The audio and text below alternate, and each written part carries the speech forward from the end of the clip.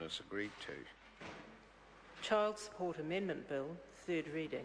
Call on Government Order of the Day number 3. Social Security, Benefit Categories and Work Focus Amendment Bill, third reading.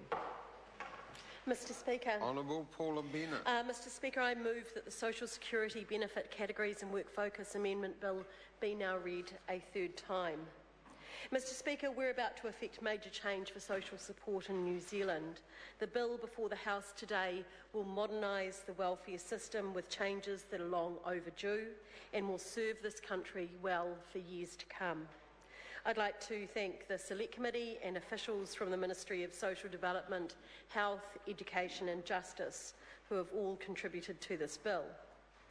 I would really like to thank my office and all the people that work inside of it that put in extra hours, all of those people within ministries that spent just an immense amount of time on this. There are people that gave up time over their holidays, quite frankly, to write this. I said to the ministry the other day I'd like to do a morning tea for them, and they said, well, there's more than 200 people that at some stage have actually worked over the reforms in the last 3 years. So that's a lot of people to thank, and I really recognise their work, their intelligence, their hearts that they put into this. I want to thank the Select Committee, especially the Chairman and his stewardship through this. They made some sensible changes, I thought, and I was really happy to take those recommendations. All of the submissions that we took and that you took in writing and that people came in and told their stories, I hear those stories and they're pretty heartfelt, and there are people that are in really unfortunate situations, and I think that if there's anything that I say, and I know that we hear a lot of rhetoric, but I have an immense amount of respect for people that need the system. I have an immense amount of respect for what we are doing here. I know that we hear a lot of rhetoric about how I don't care and how I kind of just make changes for the sake of it and without actually consideration for those whom it affects.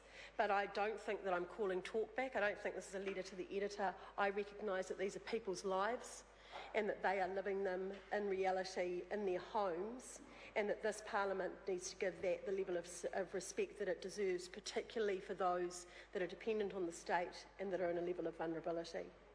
Where we disagree, and I get that and I understand it, but where we disagree is what changes need to be made and how to do that. And I obviously feel strongly, have seen the evidence and back that actually it is these changes that are needed and that will make a difference.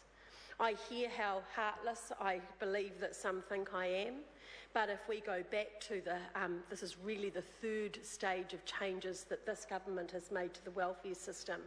And if we go back over each of them, you know, last year when we made those significant changes for youth in particular, we were told how awful it would be, and that, you know, we certainly didn't get the support from Labor and other opposition members. The reality was that we put an extra $287 million into supporting people up front. What happened is we now have particularly teen mums who are able to get childcare for their children, so they are able to stay in school or get into teen parent units or get some form of education or training themselves that they didn't have the opportunity to get before this side of the House, before this government made changes for them. It is this government that has stood up and wrapped more support around those young people as they left school and as they didn't know where to go and where to get it. Mr Speaker, that is what this next stage of reforms is also about. It is about recognising where people need more help, where we can get alongside of them. It recognises that at the moment we spend the most money on those that are on the unemployment benefit, when what we really have is a whole lot of people that either have illnesses or disabilities or things around education and training and confidence, that actually if we got alongside of them, or the community also, and we funded them, we would see really, really different outcomes for them. And I'm already seeing them. Mr Speaker, this bill does make changes to drug testing. I see too many young people with wasted lives that if, and many in both contexts, quite frankly, and if we only gave them that kind of support where they were able to get into work, where then they've got people that are mentors in jobs that actually back them, and I meet employers that are pretty outstanding that actually get alongside of them. This bill asks more for people and asks more to look for work, but I want to reiterate, as I have many times, if you can't find a job, you will not be penalised, you will not be sanctioned. We merely ask you to look. And I do say to people out there that actually beneficiaries, you won't find a job unless you're actually actively looking. And I think that that is fair, and I think that it makes sense. Mr. Speaker, we are asking those that have an outstanding warrant for their arrest, front up, do the right thing. If not, your benefit will be cancelled. Quite frankly, I'm relatively appalled that 600 odd people, after 20 days, still have an outstanding warrant out for their arrest and have not fronted up and done what is the right thing. We certainly shouldn't be paying them as taxpayers to live that kind of life. Mr. Speaker, all categories will be changed. They will have a different title, but for those, I want to give some those on the invalid's benefit that are going to the supported living payment. The criteria is not changing. We just have different expectations. Mr. Speaker, there will be and has been a lot of rhetoric. I can't help but do a quote because it's that kind of day.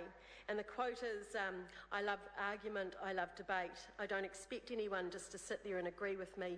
That's not their job, end quote. From Margaret Thatcher, yeah?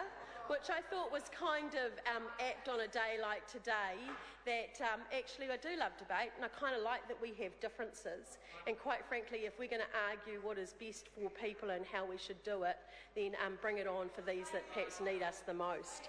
And then I'll get lots of rhetoric today on how I've pulled up the ladder and how everything is was so much better, quite frankly, in my day 25 years ago when I was on a benefit, where actually I don't remember it that way at all, and I don't see comparisons at all either. But Mr. Speaker, I commend this bill to the House. I want to again thank all of those people that have put in so much. I know that my colleagues want to spend some time talking about it, so I want to zip myself up, sweetie, and give them a chance to say something as well. Thank you. The question is that the motion be agreed to. Mr. Speaker. Jacinta.